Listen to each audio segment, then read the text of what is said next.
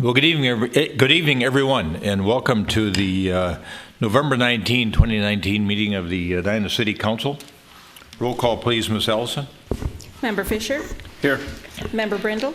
Here. Member Anderson. Here. Mayor Hovland. Here. For those of you in the audience who wish to join the council in saying the Pledge of Allegiance, please rise. I pledge allegiance to the flag of the United States of America and to the republic for which it stands, one nation, under God, indivisible, with liberty and justice for all. Thank you, folks. We have a form of meeting agenda in front of us this evening. Manager Neal, anything you want to modify on the agenda? No, Your Honor. Or council members, anything? Otherwise, I'll entertain a motion to approve the meeting agenda as shown. So moved. Second.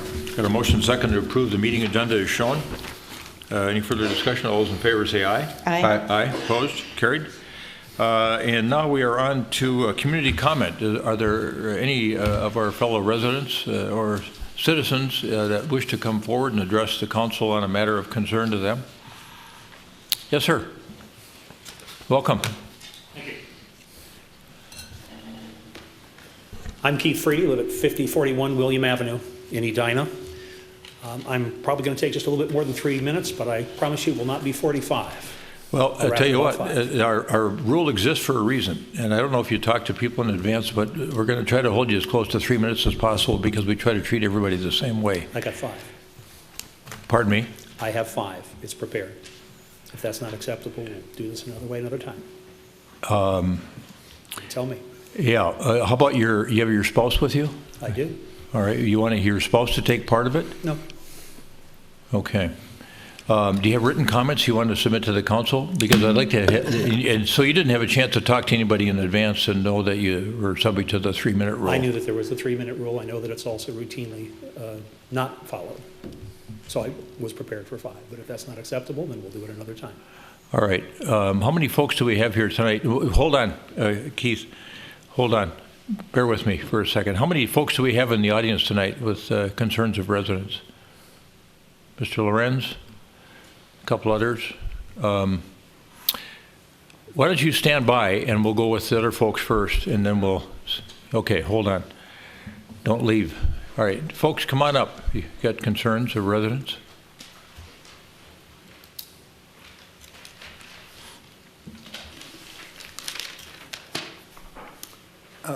My name's Rick Cousins. I live at 5412 York for 27 years now. I'm speaking for my wife Carol and me at 5412, our neighbors Mike Menzel, Kathy Iverson at 5410, on behalf of Jan Ladoniki and Dan Giles, our neighbors and dear friends at 5405 York. In, I believe it was 2016, the city proposed to pave 54th Street between Xerxes and Zenith and about 150 feet of the lower portion of York Avenue, which between 54th and 55th Streets is interrupted by an unusual dead end. I attended an early planning meeting. We were told at the time by the engineering department that the property at 5405 would be assessed for a portion of the costs because an owner may access that property to a possible garage in the future from the improved section of the road. We neighbors pointed out at the time that 5405 already has 2 double detached garages on the property, and it would not be fair to expect them to pay any assessment for this scenario. The project went ahead and was completed in 2018. Our property was held harmless in the special assessments for this project, as we experienced no benefit from the improvements. I respectfully submit that our neighbors at 5405 should have been treated the same. I just found out a few weeks ago that Edina had indeed imposed a special assessment and the deadline for an appeal had passed recently. Ms. Ladoniki let me know that she had tried to appeal this assessment. She was told by the Edina City Clerk's office that most people filing for an appeal to the county had legal representation. Now, working full-time with 2 children under 4 years old, she did not believe that it would be worth her time, effort, nor money to pursue this. I also found out that the payment for the special assessment or provisions to make payment is not due until May of 2020. I have built many driveways in my 40-some year career as a masonry contractor. It is preposterous that one would build another garage accessed from York Avenue on this property that already has 2 double garages that are accessed by an alley. The reason that I am pursuing this for our neighbors is that I believe the administrators of our city will recognize how unfair this assessment is to this young family and make an exception to redress the financial burden that would be inflicted on them. Please consider making this exception and start the process to remove this special assessment from our neighbors' property taxes. Thank you. Yeah, thanks, Mr. Cousins. And would you hand that, is those your written comments? Would you want to give them to the clerk, please, and so we have a frame of reference for this? And we can look at this issue and then address it in a couple weeks. Okay. Thanks, Mr. Cousins. I saw some other hands up.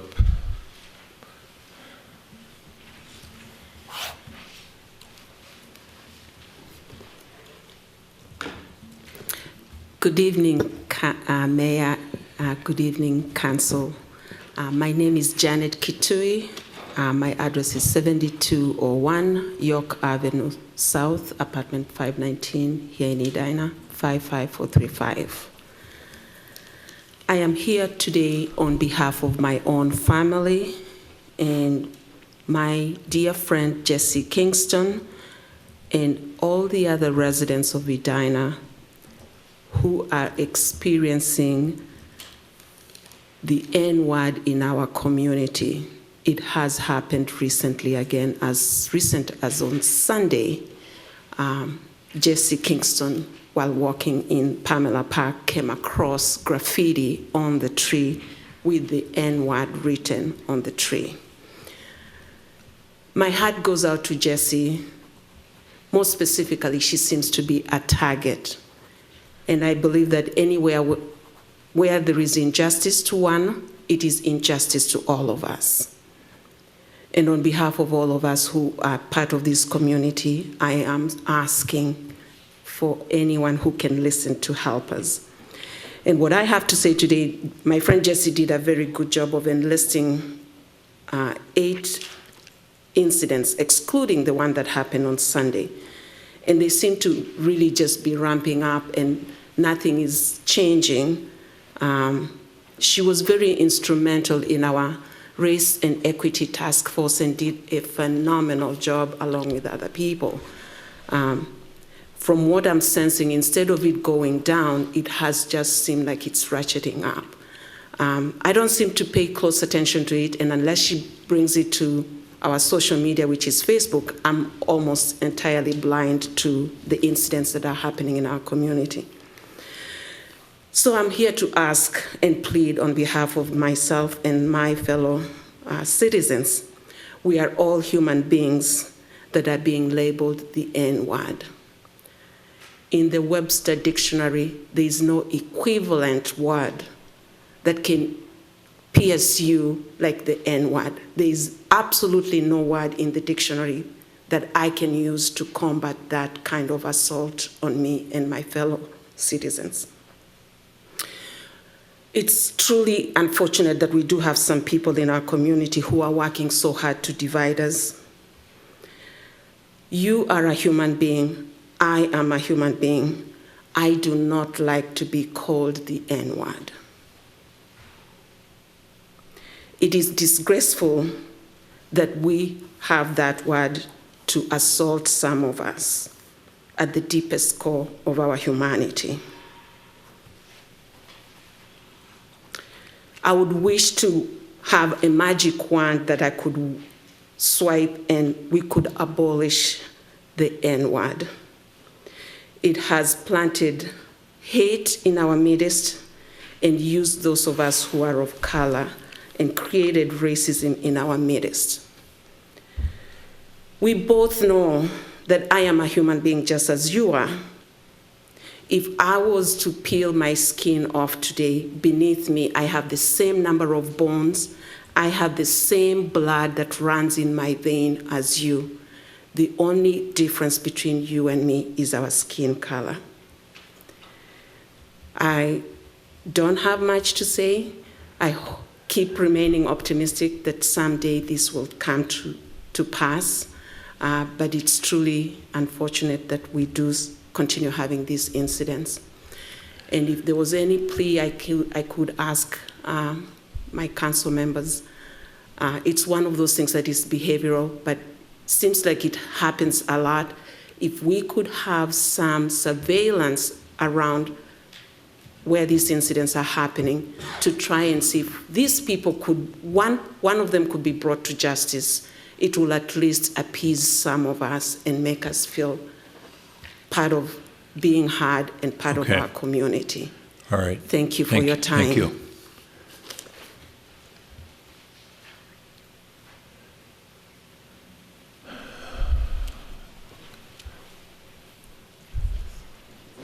Sure. So I have a letter to read and then just show the attachments to it, and I'll hand it all to you, but. Do you want to work off the middle podium with a handheld microphone, and you can talk about the attachment? We can arrange that. Well, put it, yeah, I think in the center.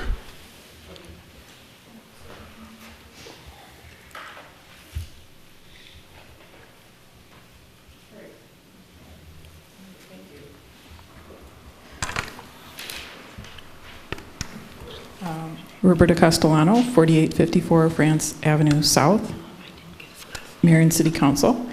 I'm here again tonight, still seeking at this late date to obtain information about data contained in the Draft Comprehensive Plan 2018 update, specifically regarding the 69 acres of mixed-use center, MXC, that the city is representing for the 50th and France and Grandview locations combined.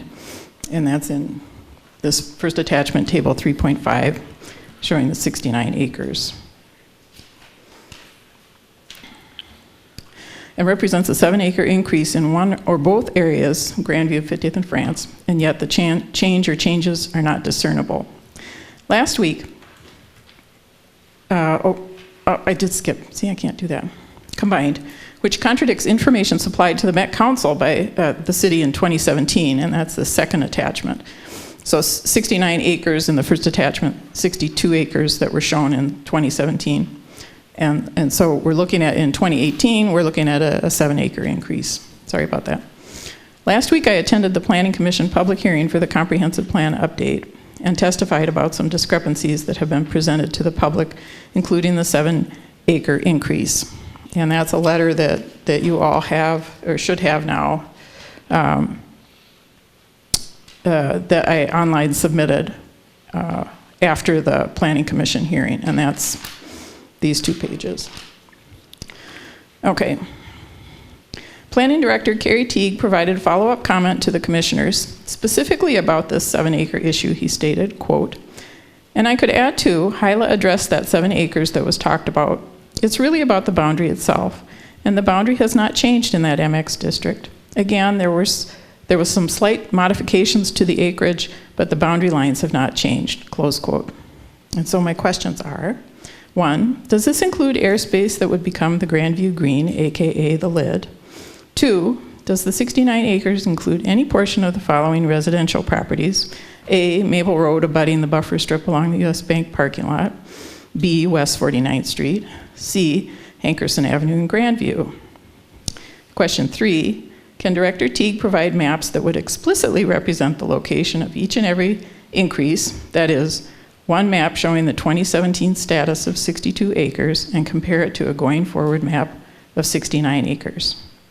Thank you. All right. Ms. Castellano, would you submit your written materials so that we can look at them? I know that the public hearing is coming up on the comprehensive plan, the proposed comprehensive plan. I'm sure you'll be here to testify for that as well. And I think between now and then, somebody should be able to address these questions of yours that you posed at the Planning Commission as well, as I recall from watching the Planning Commission meeting. All right, thank you. Yes, sir. Let's not have you come back. Let's get it done tonight and address your concern and figure out how best to deal with it. Again, I'm Keith Freedy. I live at 5041 William Avenue. This fall, my wife, Linda, ran for the Edina School Board. She ran an awesome, solid, intellectual, honest, and ethical campaign. I'm not here tonight to redebate the school board election. I'm here to simply set the record straight. Edina, 2 weeks ago, our mayor opined in these chambers, school is not for politics. School is for educating kids. Kids deserve better than to be the subject of politics. Yet on September 5th, there was an annual fundraiser for the DFL state senator, co-hosted by the mayor at the DFL district chair's home, that was piggybacked into a campaign kickoff event for the eventual winning candidates, complete with yard signs displayed in violation of the city ordinance. At a recent Rotary meeting, our mayor publicly endorsed those candidates and asked members to display their yard signs. Yet 2 weeks ago, Councilman Fisher said about the mayor, I don't think you tried to pick one side or the other. At the beginning of the campaign, Linda sought out the DFL-affiliated head of the teachers union to discuss important issues. At that meeting, he said, you know, this is going to get very political. And throughout the campaign, Linda heard from many Edina teachers who supported her. They felt it was dangerous to their careers to more openly support Linda, their former colleague.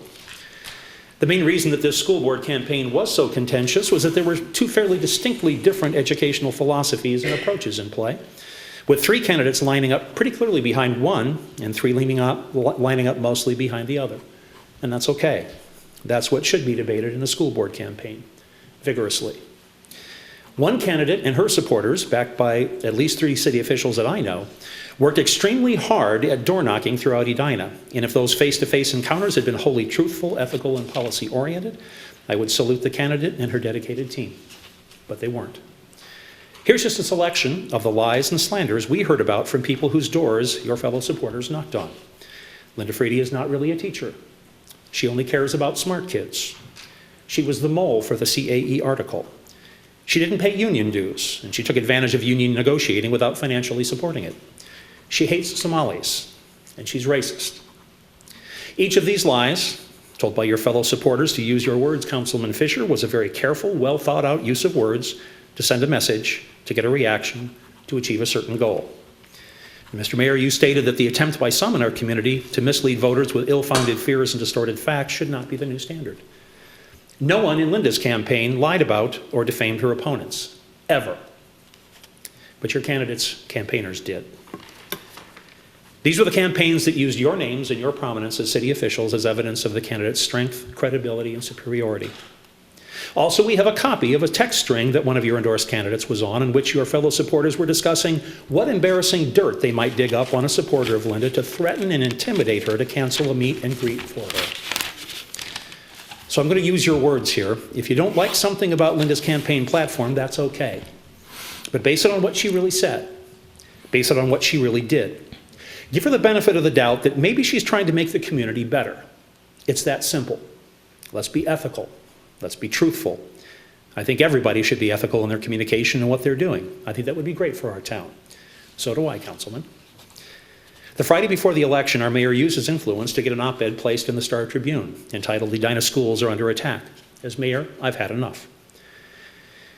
We do see through the timing of this to influence the election in favor of the candidates you supported. The op-ed contained misrepresentations and omissions to send a message, to get a reaction, to achieve a certain goal. Linda was just 326 votes short of winning the third available seat on the board. We will forever wonder what would have happened if the campaigns you supported had been run ethically. Our neighbors were at Hilltop on the evening of the election, where one of the mayor's endorsed candidates had a party. We are told that when the mayor arrived, he was greeted by the candidate's supporters with thunderous applause. So to my fellow Edinans, the new school board will have an ideological supermajority.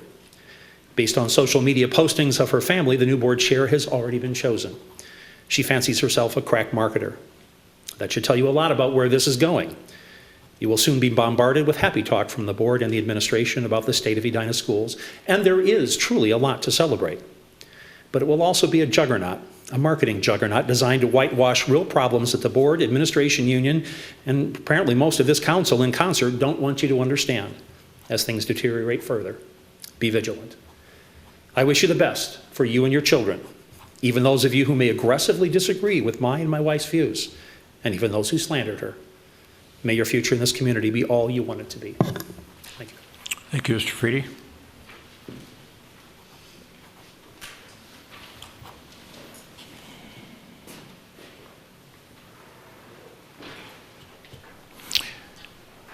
Mr. Lorenz?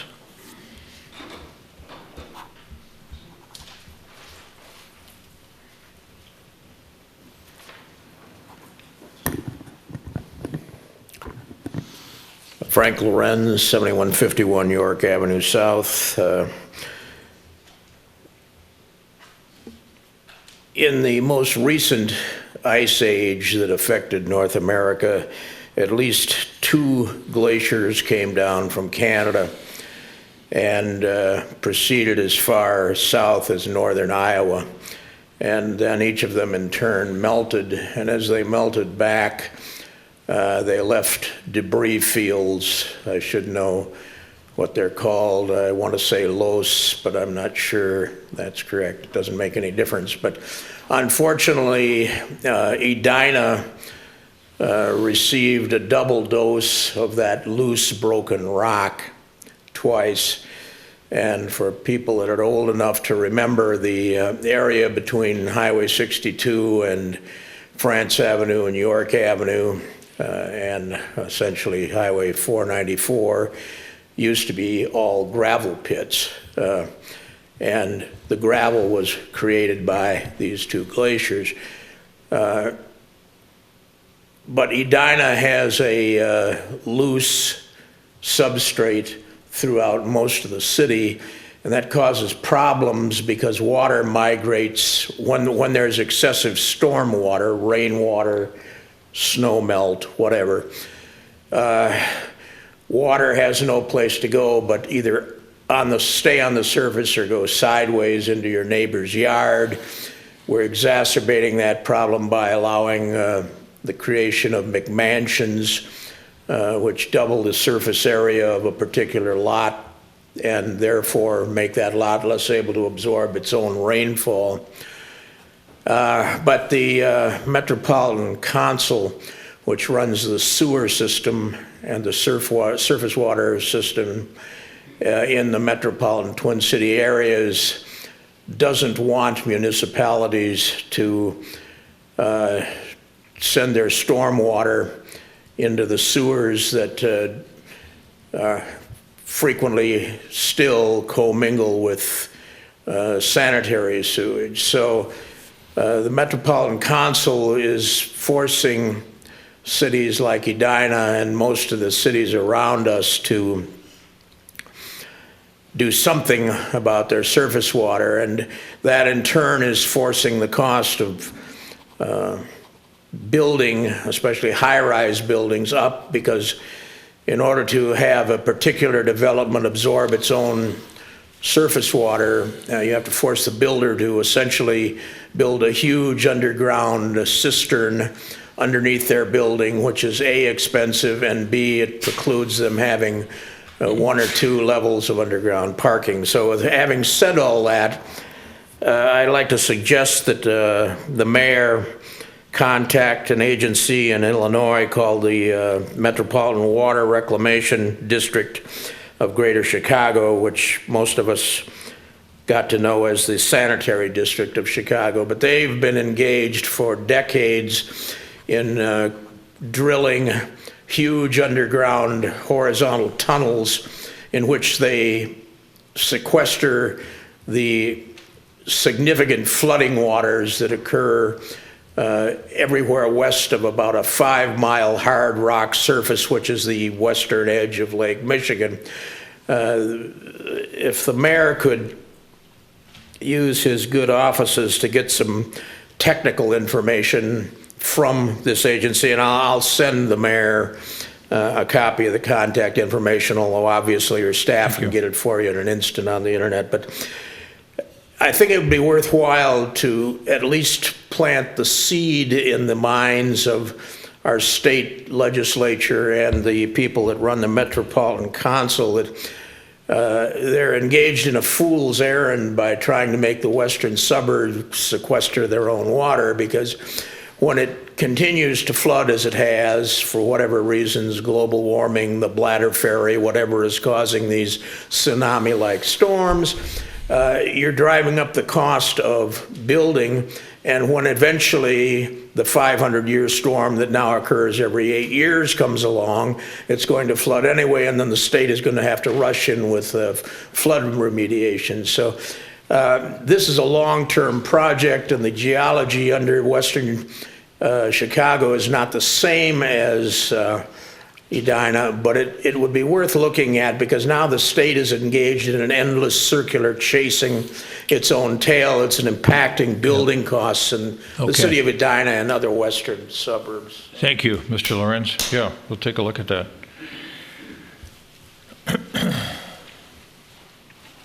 Anyone else on concerns of residents? Okay. Let's move on to the city manager's response to community comments that occurred 2 weeks ago. Manager Neal. Thank you, Your Honor. These are comments that, as you said, occurred 2 weeks ago at our 11 meeting on 11/6. And we had 3 comments that night. Roberta Castellano made comments similar to what she made tonight.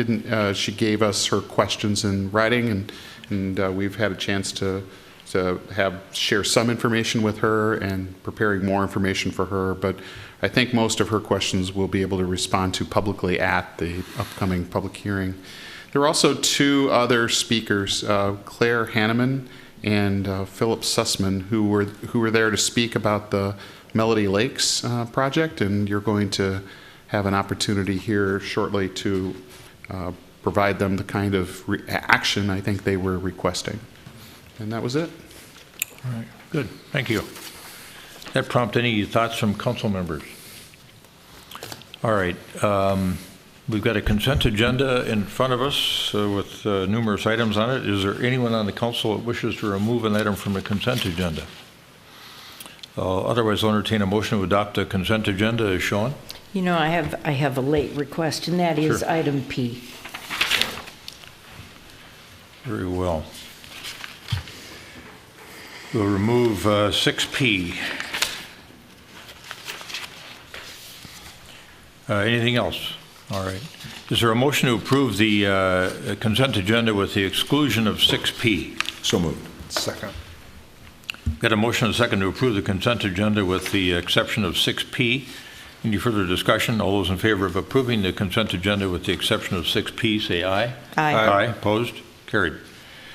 And then 6P, which is Resolution 2019-101, which cancels a public improvement hearing for Melody Lake A and Grandview A neighborhood roadway reconstruction. Member Brindle.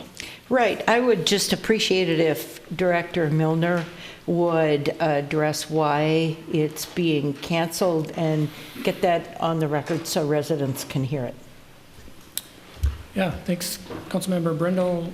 At the last meeting, you didn't officially receive a petition, but it's officially on the agenda tonight for a petition requesting that this neighborhood be delayed a year and that this neighborhood be merged with another neighborhood project just to the south. Their concerns were having construction happen in back-to-back years. So we looked at the merits of their petition and felt like we could shift that northern half of that neighborhood to 2021. So we're canceling the public hearing tonight because we ordered it following state statutes earlier, and we had to cancel it. But we'll bring it back next year as a much bigger project, and we just felt like they brought up some good points about having back-to-back projects and having to deal with a common street there between the two. Great. Yep. And it's a good example of residents really taking to heart and calling us and having a constructive conversation. So thank you for being able to do that. So with that, I will make a motion to approve what is item P on the consent agenda, which is resolution number 2019-101. All right, we've got a motion to adopt Resolution 2019-101, which cancels the public hearing for Melody Lake A and Grandview A neighborhood roadway reconstruction improvement number BA 457. Is there a second? Second. Any further discussion? All those in favor of adopting the resolution as stated, say aye. Aye. Aye. Opposed? Carried. All right. Now on to public hearings. We've got one public hearing matter in front of us this evening, and Director Teague has it for us, and it involves the preliminary and final plat request for the Southdale Office Center at 6600 France Avenue. Thank you, Mayor, members of the City Council. This property is located in the Southdale district. It's just directly west of Southdale itself. What the applicant is proposing to do here is split off. So the existing site is 22 acres in size. It's never been platted before. The proposal is to plat the property and create a separate building pad for the Bank of America site that's located on the far south end of the site that was built, about 5 years ago. As I mentioned, this property has never been platted. So the development on the site, park dedication fees have not been paid. Cities can only collect park dedication when property is platted and subdivided, where a new lot is created. Essentially, this site formed from the platting around it and the right-of-ways that surround it. So again, the site is 22 acres in size. So the park dedication requirement would be, for that entire site, the calculation would be $7,100 per acre. So multiply that by 22, it's about $159,000 park dedication. The applicant is requesting that those fees not be paid at this time for essentially a couple of reasons. And staff agrees with that. We believe that it is reasonable to waive the park dedication fees in this instance. State statutes state that park dedication fees must bear a rough proportionality to the need created by the proposed subdivision. This subdivision isn't creating any new development on the site. It already exists there today. That's the first. Second, this property was owned by the Dayton Corporation years ago, and I provided in the packet this evening minutes from 1957, where Dayton's dedicated, or basically gifted the city 24 acres of land and sold the city 10 acres of land for what's now Roslyn Park, for the construction of the pool and all of that park space there. It wasn't part of any subdivision process or platting process where it was a requirement, but nonetheless, that was a pretty significant contribution to the city for parks. So given those two reasons, staff believes that it would be reasonable to waive the park dedication fee in this instance. So with that, staff is recommending approval of the preliminary and final plat, and would recommend that the council eliminate that park dedication requirement. With that, I can stand for questions. Questions for Director Teague? All right, or Attorney Knutson? Right. You concur with staff's analysis on this from a legal standpoint? Yes, Mayor, I do. All right. Councilmember Anderson. Just a question, Mr. Teague. What would be a guess at the park dedication fee involved? How many dollars? It is. What are we waiving? 162. Yep, to be exact, it's $159,537. Okay. So any future development where they're creating a new building and doing a subdivision where they're creating a new lot, park dedication fees would be required at that time for that new development.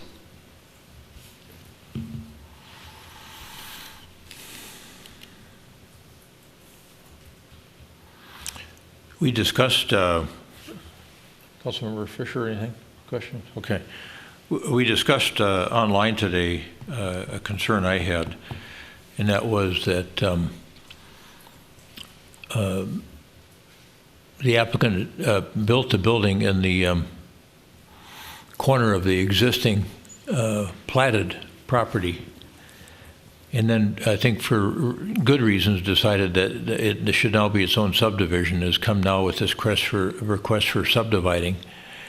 And all of this may create unique circumstances that allow us not to use this as a precedent, but I'd hate to get us into a situation where somebody comes with a large piece of property, says, I want to put a building in this corner of the property, and they don't want a subdivision, but then they come back later on and want a subdivision, and they argue that, well, you didn't require a park dedication fee for Wildermere. Why are you going to require a park dedication fee for me?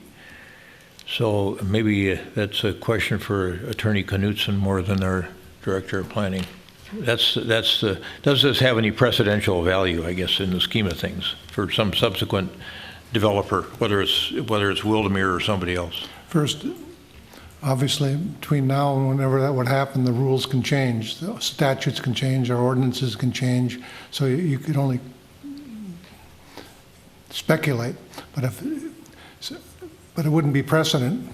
It would just be applying the law, whatever the law is at that time. Mm-hmm.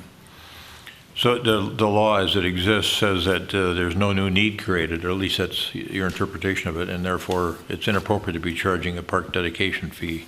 Well, the statute says the fee or dedication must be in rough proportionality to the need created by the proposed subdivision. That's what the statute says. Okay. All right. That's good to know. All right. Thank you. Any other questions for Director Teague or Attorney Knutson at this point in time? Actually, I just want to make one quick clarification. And sometimes we say things and you know what you intended, but it sounded different. So you said, we discussed this online earlier today. I'm assuming we as you and staff. Yeah, that's right. We don't communicate at all on any of this. I was looking at Director Teague, but I should have said Director Teague and I discussed this okay. online. Just want to make sure. Yeah, thank you for that clarification. All right. All right. Have you talked to the applicant about the time that they would take in their portion of the presentation? About 5 minutes. Okay. All right. Very good. Do you have a presentation you wish to make? Anybody from the applicant?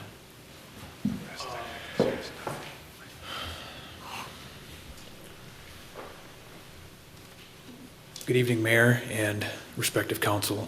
Everything that we've presented. You give us your name and address too, please. Sean Smith, 6800 France Avenue South.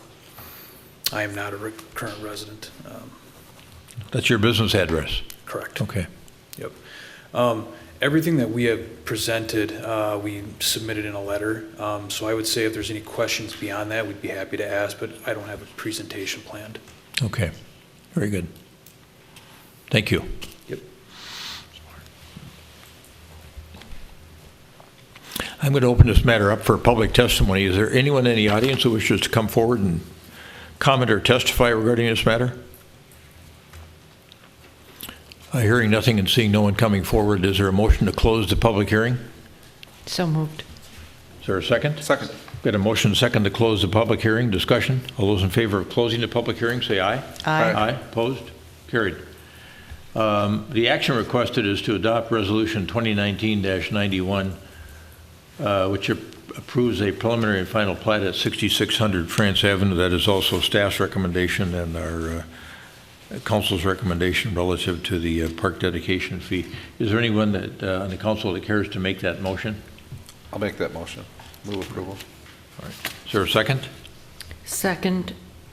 All And right. then I have a question. Sure. We got a motion and second to adopt Resolution 2019-91, which would approve preliminary and final plat at 6600 France Avenue. Discussion, and Member Brindle. Thank you. In resolution number 2019-91, the very end of it, approval is subject to the following conditions: a park dedication fee of $159,537 shall be paid at the time the city releases the final plat. That is not the number that you just read. So what is the discrepancy between those two? Sorry, I don't have what it says in the resolution is the number that, well, we're asking you to remove that condition from the resolution, so there would be no number. The recommendation is for them not to pay the park dedication fee. I apologize if I quoted the wrong number from the resolution. Okay. All right. I just recognize that it's a different number. So, so what you're asking us to do is strike that approval is subject to the following condition. You want to strike that condition. Correct. And therefore, there would be no additional conditions. Correct. Okay. All right. And I should have made that clear in my motion that it's a move approval of the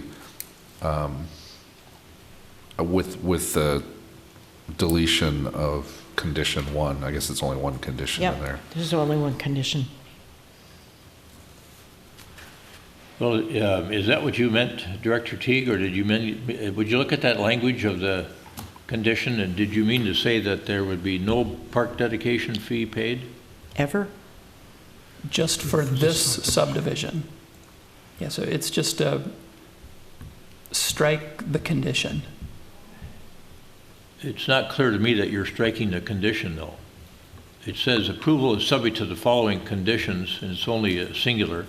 A park dedication fee, as Member Brindle read it, $159,537, shall be paid at the time the city releases the final plat. Right, so the staff's recommendation tonight is for the council to take that condition out of the resolution. So we are subdividing the piece that is today Bank of America.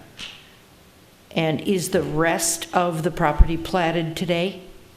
It will be as a result of this action. Okay.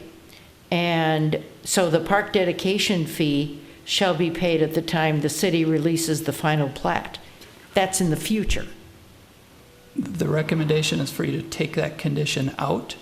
If they are to come back in the future and request another subdivision with another building, at that time, we would consider park dedication. For just that For a subdivision? new- for- Oh, okay, so you want this taken out because this is wholesale?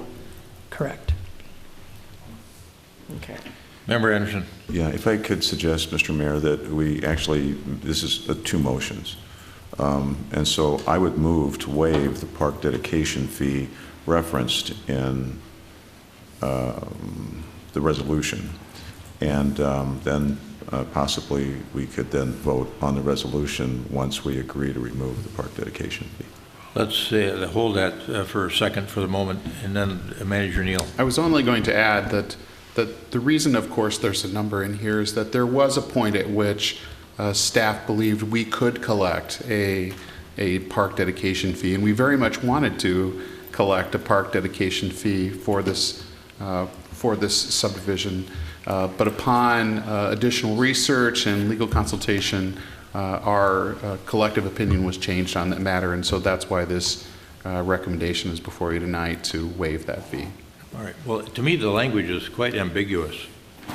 And unless you knew exactly, if you pick this up a year from now, and there's a totally different council here, or somebody picks it up, I think it's unclear as to what that we are waiving off that fee, which is what's intended here. So I think Councilmember Anderson has an interesting idea on what to do here.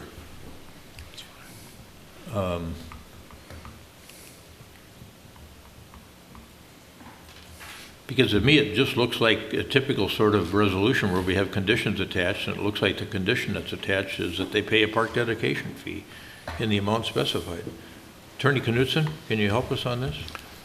Well, looking at the resolution, it says, now therefore it is hereby resolved the city approves the preliminary and final plat, period. You could delete the rest of the resolution where it says approval is subject to. Or you could add in the findings, park dedication is not required.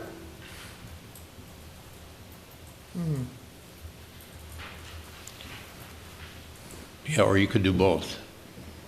But it seems to me like the simple fix is either to avoid multiple motions is to just delete that condition, that singular condition that's Everything attached after at the the end. word plat, just delete everything after the word plat. That's right. Yes. All right. So the maker of the motion, would you agree to that? Yes. That modification? Yes. All right. And the seconder? Does that mean there will never be a park dedication fee paid on this property? No, it does not. Okay. If they subdivide in the future, Yep. then you will deal with that in the future. All right. Fine. I will accept it. So we've got resolution number 2019-91, which is now clear. I think that with the removal of the language you discussed at the end. Any further discussion on the matter? All those in favor of adopting the resolution as stated in its revised form, say aye. Aye. Aye. Opposed? Carried.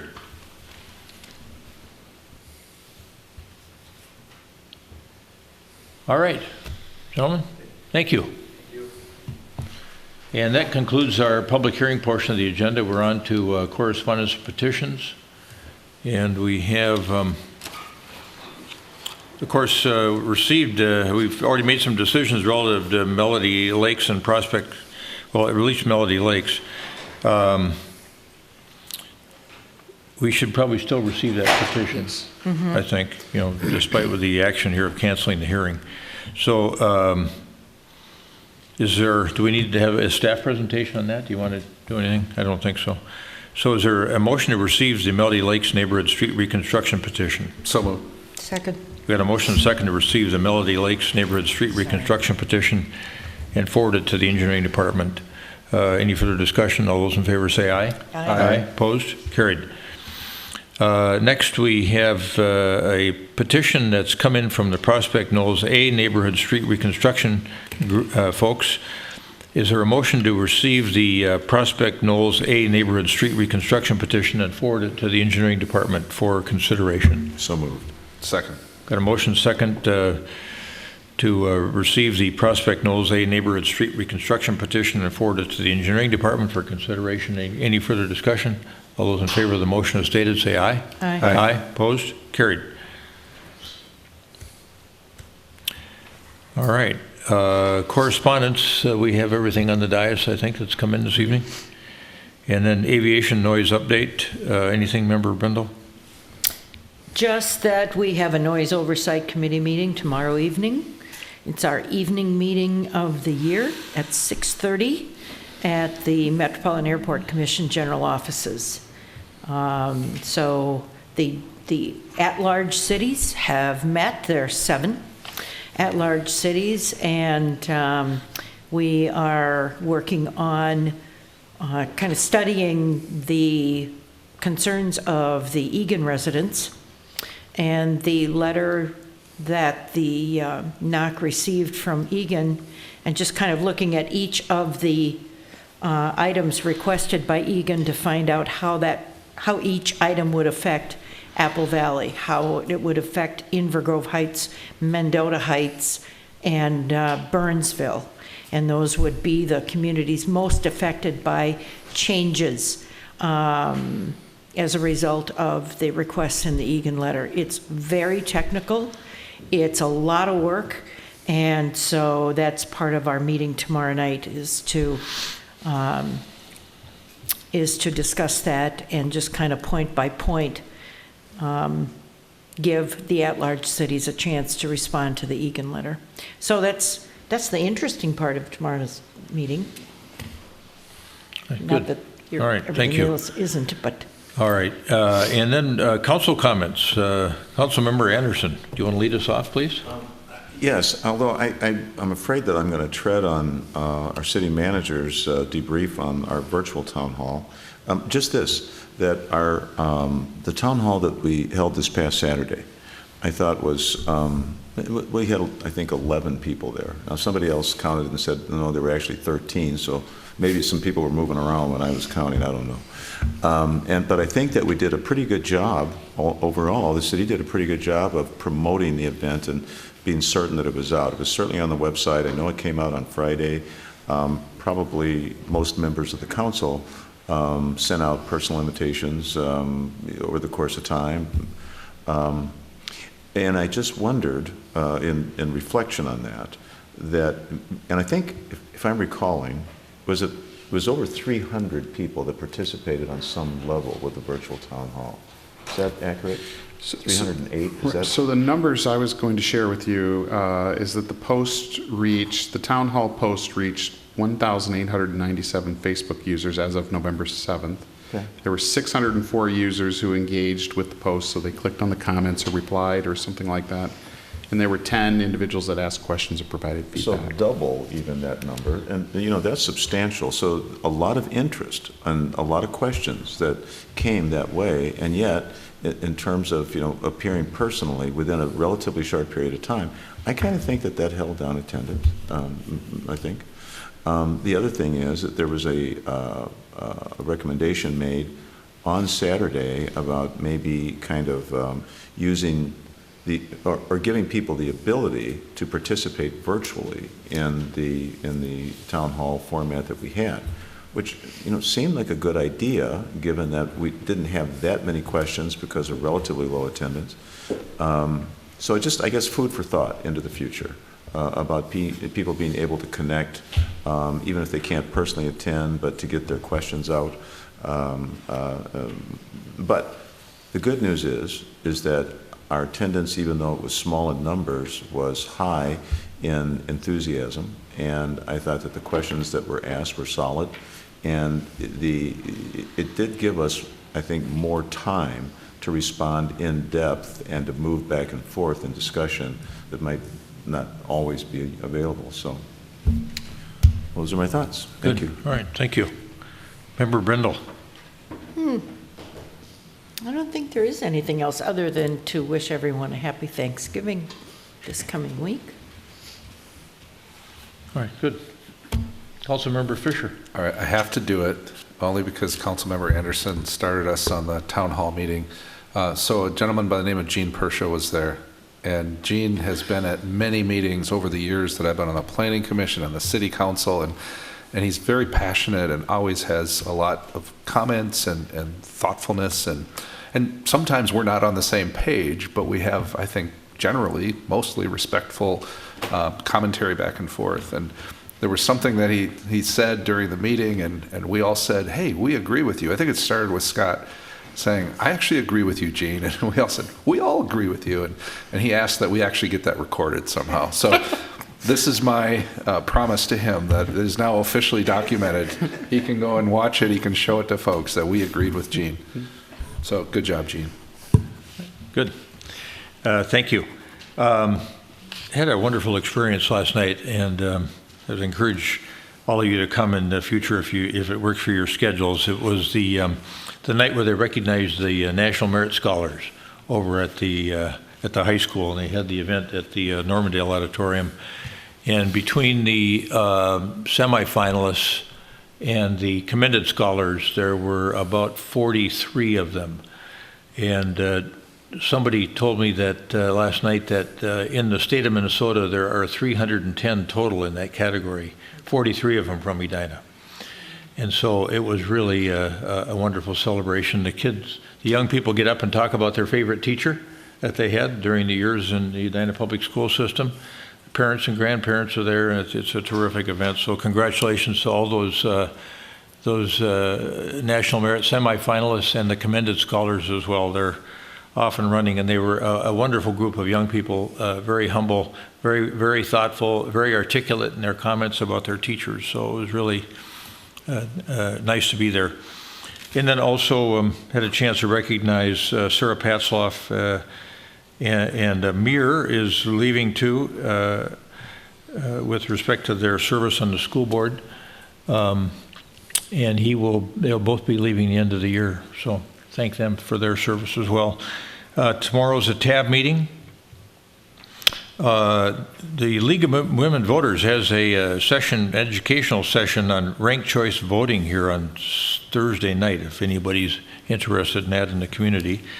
And then Saturday is Walk with the Mayor at 9 o'clock at Galleria, I think, if memory serves me right. So that's it for me. Thank you. And you're welcome to join me. Meet by the Starbucks in the Galleria right before 9 o'clock.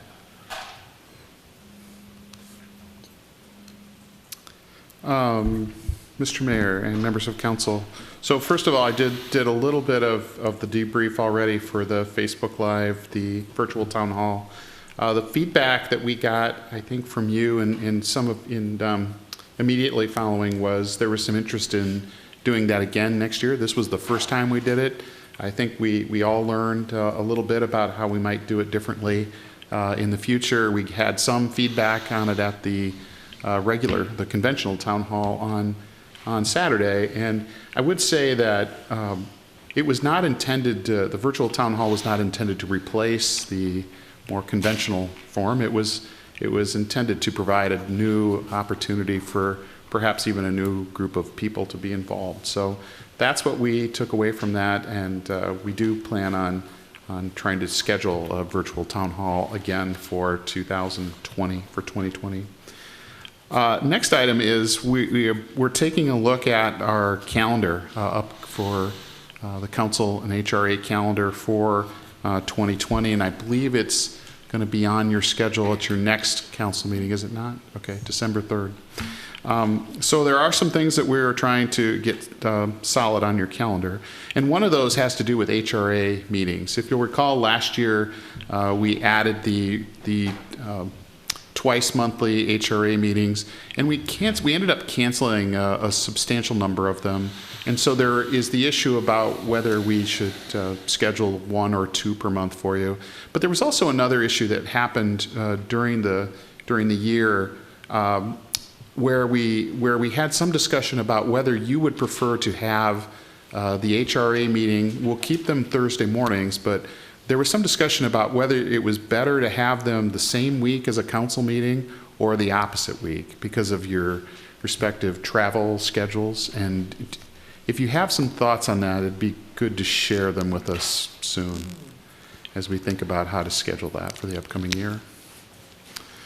Finally, tomorrow night in these chambers, Representative Heather Edelson has arranged for representatives from Minnesota Department of Health and Minnesota Pollution Control Agency to be here and really to do I think a fairly brief presentation, but stand for questions for folks who are interested in the possibility of a Superfund site being declared for about 1,000 homes in Edina.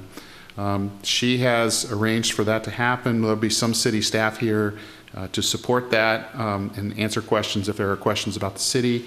And we are going to record that event, so we'll rebroadcast that for anyone who's not able to be here tomorrow night. And that's all I got. All right, good. I thought of one other thing, and that was the grand opening of the Clover Ride North, which was last Friday morning over at the Senior Center, and there was a nice turnout of folks that are going to be using that Friday circulator, and they had a nice presentation by the folks from DART, I think, that are running it for us.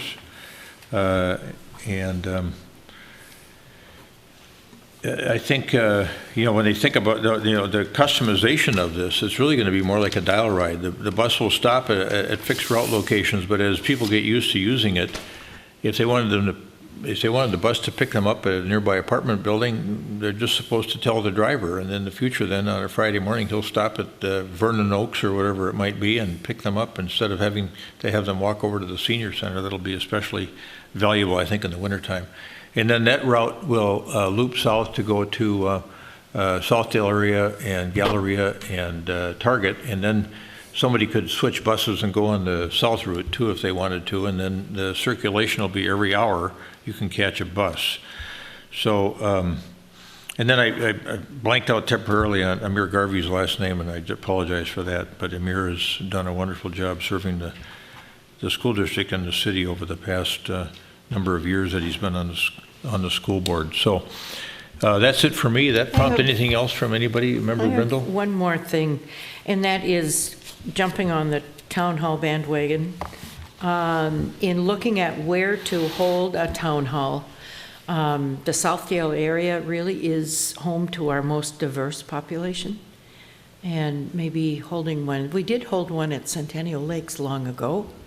And so possibly in that area, we would get folks who would walk over from the apartments in the area. Okay. Good thought. Okay. Having said that, we'll stand adjourned.